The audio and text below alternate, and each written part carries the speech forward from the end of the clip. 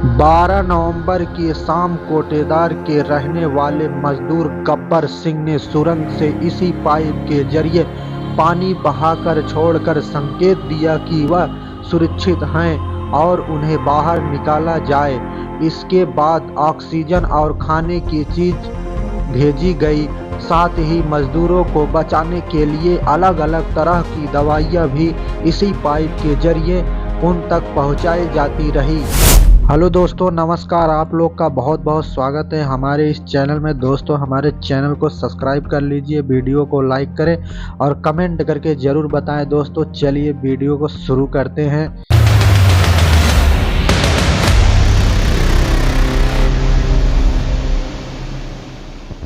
400 घंटों का तप रहा में चुनौतियों का अंबार, फिर सब हुआ मंगलकारी। सिलक्यारा सुरंग फतेह की पूरी कहानी। मंगलवार दिन शुरू होते ही सुरंग से गुड न्यूज़ मिलने की संभावनाएं मिलने लगी थी। बचाव टीम ने वह मौजूद परिजनों से कहा कि जल्द ही अच्छी खबर आने वाली है। दिन चढ़ने के साथ ही सुरंग के अंदर 8 बड़े टेम्परेरी अस्पताल बनाए गए, जहां मजदूरों की शुरुआती जांच की गई। सभी मजदूर स्वस्थ हैं। उत्तरकाशी सुरंग में 17 दिन जीती गई जिंदगी की जंग। 41 फंसे मजदूरों को एक एक निकाला गया, सभी स्वस्थ। 400 घंटों से ज्यादा चला बचाव अभियान। कभी सरिया तो कभी मशीन बनी थी बाधा। देहरादून दिवाली की सुबह सिलक्यारा डंडाल गांव सुरंग का एक हिस्सा धंस गया था। मलबा करीब 60 मीटर तक फैल गया और टनल से बाहर निकालने का रास्ता बंद हो गया। अंदर 41 मजदूर फंस गए थे। उन्हें बचाने में कई तरह की रुकावटें आई, हालांकि तकनीक और एक्सपर्ट की सूझबूझ से उन्हें बचाने में कामयाबी मिली। आइए जानते हैं मजदूरों को बचाने की पूरी कहानी। ऑक्सीजन का इंतजाम, मजदूरों से बात और खाना। मलबा गिरने के बाद मजदूरों से संपर्क टूट गया।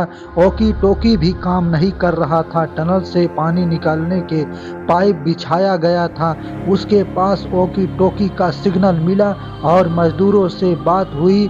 उसी पाइप से कंप्रेसर के जरिए ऑक्सीजन, दवाई और चना मूंगफली अंदर भेजे गए। मलबा हटाना। पहले मलबा हटाने के लिए ऑगर मशीन लगाई गई, मगर 20 मीटर तक ही मिट्टी हटाई गई थी और मलबा गिरने लगा। जितना मलबा हटाया जाता उतना ही गिर जाता था। रेस्क्यू टीम ने मलबा हटाने की जगह उसे ड्रिल करके 900 mm की पाइप डालने का प्लान बनाया। पाइप से मजदूरों को बाहर निकालने का प्लान बनाया गया। खराब हुई ऑगर मशीन। ऑगर मशीन से पाइप डाली जा रही थी, लेकिन स्पीड धीमी थी। तेज काम के लिए दिल्ली से 25 टन का अमेरिकी ऑगर मशीन टनल में लगाई गई। 25 मीटर तक पाइप डाला गया था कि ज़्यादा दबाव की वजह से मशीन खराब हो गई। इसके बाद 900 mm के बदले 800 mm के पाइप डालने शुरू किया गया। 5 तरफ से ड्रिलिंग। बचाव के काम में 8 दिन से ज़्यादा हो गया था, लेकिन सफलता नहीं मिली। इसके बाद 5 तरफ से ड्रिलिंग का प्लान बनाया गया। इसके वर्टिकल ड्रिलिंग का काम ONGC को दिया गया। BRO ने सड़क बनाई। मजदूरों तक प्रॉपर खाना पहुंचाए। लंबे समय तक मजदूर सबसे दूर अंधेरे में थे। सिर्फ सूखे खाने से काम नहीं चलने वाला था। 6 इंच का पाइप ड्रिल करके उन तक प्रॉपर खाना पहुंचाया गया। इसमें दाल, दलिया, चावल, रोटी शामिल थे। 10 दिन बाद उन्होंने खाना खाया। मजदूरों को परिजनों से भी बात कराई गई। साइकियाट्रिस्ट की मदद ली गई।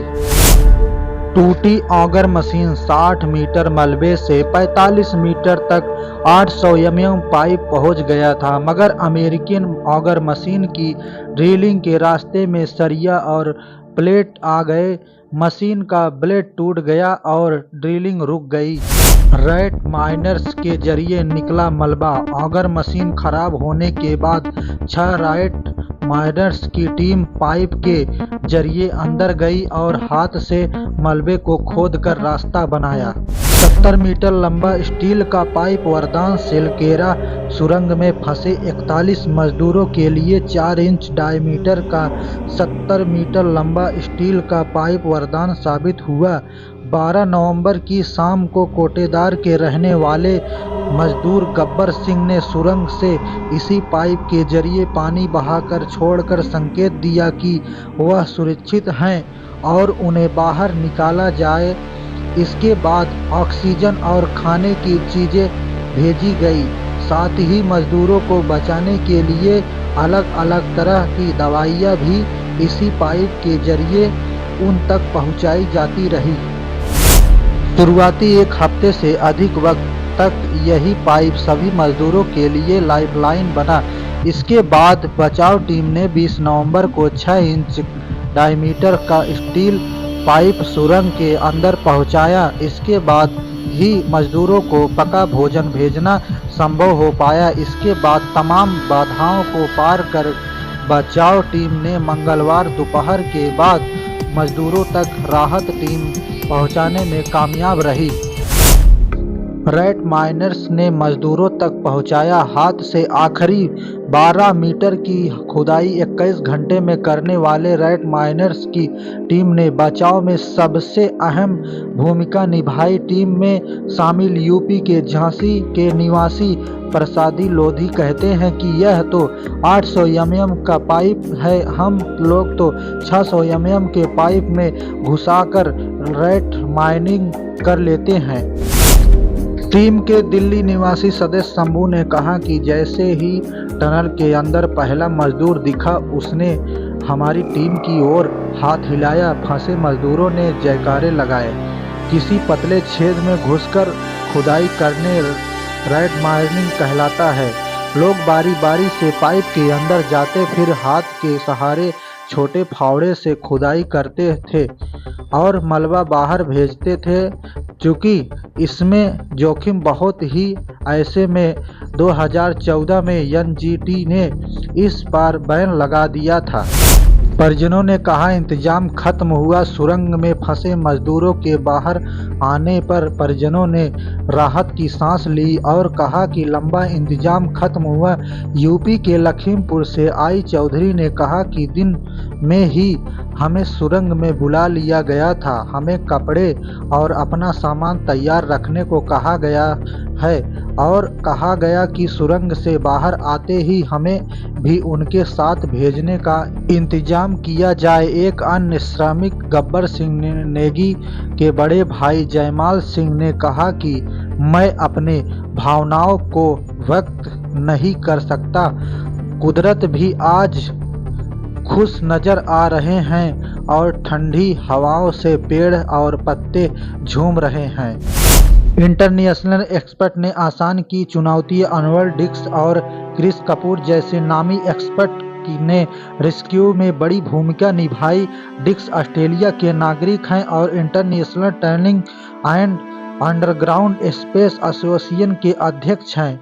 उन्हें टनल फायर सेफ्टी में 30 साल का अनुभव है। रेस्क्यू मिशन की प्लानिंग का खागा इन्हें ने खींचा। वही 18 नवंबर से सेलकेरा में डेरा डाले। क्रिस कपूर माइक्रो टनलिंग के एक्सपर्ट हैं। ऋषिकेश कर प्रयाग रेल प्रोजेक्ट में प्रमुख सलाहकार भी हैं। डिक्स ने मंगलवार को मंदिर में पूजा के बाद कहा, हम पहाड़ से बच्चों को मांग रहे हैं। वह ऐन मौके पर खेल कर देता है, लेकिन उम्मीद बनाए रखने हैं कि वह बच्चों को सौंप देगा। प्रकृति और पर्यावरण से यही हमें सीखना भी होता है।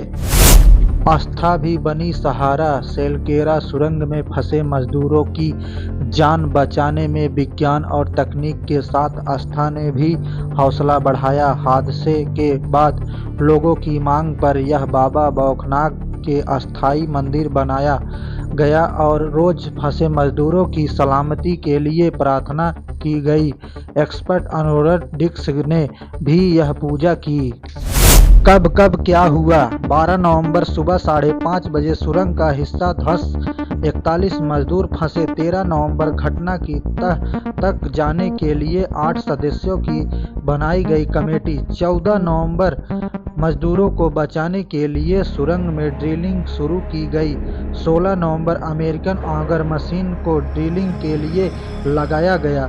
17 नवंबर सिलक्योरा की तरफ से सुरंग के अंदर 22 मीटर ड्रिलिंग पूरी और 21 नवंबर सुरंग में फंसे मजदूरों की पहली बार तस्वीर और वीडियो सामने आया, सुरक्षित होने का सबूत मिला।